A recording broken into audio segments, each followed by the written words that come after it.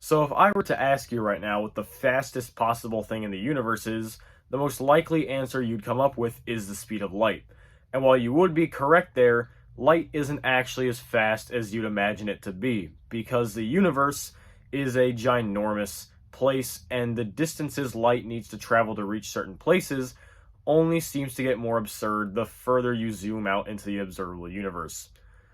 So let's go ahead and start small with Earth. Earth is a small place, which means light can travel around here easily. Light travels at a speed of 299,792,458 meters per second while in a vacuum, which for all you imperial unit measurers is 186,000 miles per hour, which is just fast enough to completely circle the entire Earth at the equator just under 8 times in 1 second. This is why instant communication here on Earth is possible, because Earth is a small enough place to where communication can be achieved in mere seconds. But once you start to leave Earth and into outer space, light only seems to get slower and slower the further you move away from Earth. So for starters, for light to get from Earth to the moon, it takes just about 1.3 seconds, which means when you look up at the moon in the night sky, you're actually seeing it 1.3 seconds in the past, because that's how long light from the moon has taken to get from the distance between the two bodies.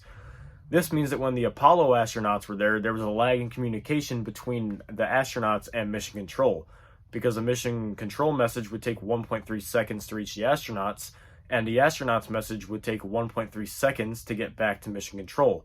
So there was a lag in communication delay of 2.6 seconds.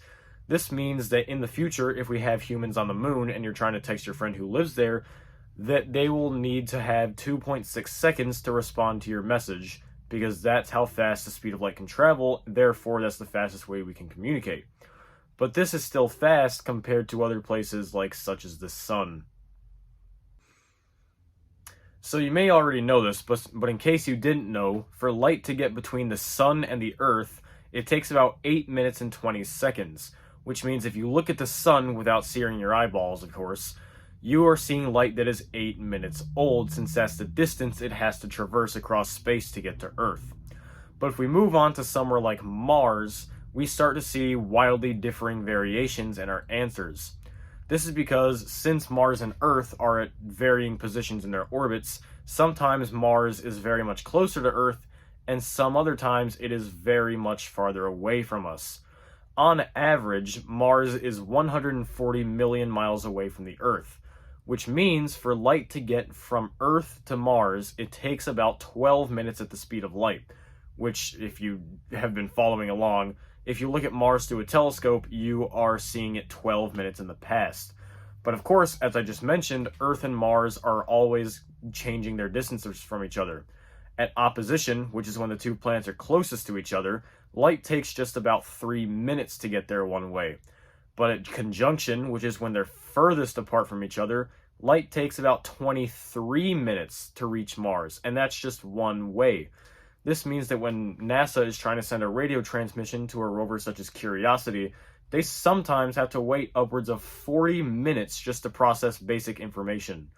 But even light from Mars to Earth seems like, pun intended, light speed when you move out further into the solar system. To get to somewhere like Pluto or somewhere out in the Kuiper Belt at the far reaches of the solar system, light takes upwards of 6 hours to reach those places, meaning that when New Horizons was there in July of 2015, NASA needed to wait upwards of 12 hours, which is half a day, just to process basic information and images. But even further out in the solar system is the Voyager 1 spacecraft, which is the furthest man-made object away from the Earth. It's currently drifting about 145 astronomical units away, an astronomical unit just being the distance between Earth and the Sun. Light takes upwards of 22 hours to reach Voyager 1, and that takes another 22 hours just to get all the way back to Earth, meaning that if NASA wants to send a transmission to Voyager 1, they had to wait upwards of 2 entire days just to complete one signal process. But even this is still fast if we zoom even further out. Let's take the nearest star to the Sun, Proxima Centauri in the constellation of Centaurus. This star is 4.4 light years away from the Sun, meaning, of course, that light takes 4.4 years to get between the star and the Sun. This means that if you view the star through a telescope, which I have, here's a picture of it. If you viewed the star through a telescope, you are seeing it 4.4 years in the past. Imagine if we ever get a probe or a crew out there, a message between the probe or whatever is out there will take nearly a decade to complete. If the average human lifespan remains around 80 years, you will only be able to share 10 messages with whatever is out there. But zooming out even further from Proxima Centauri, we can see the entire Milky Way galaxy. The entire galaxy from one side to the other is 100,000 light years. Meaning, of course, if you have been paying attention to what I've been saying here, light takes 100,000 years just to cross the Milky Way galaxy. Think about that for a second. The light you're seeing from the other side of the galaxy tonight, if you're looking at the galaxy, was emitted during the last ice age, 100,000 years ago. Even just at the galactic center, light takes 25,000 years just to get between the galactic center and Earth.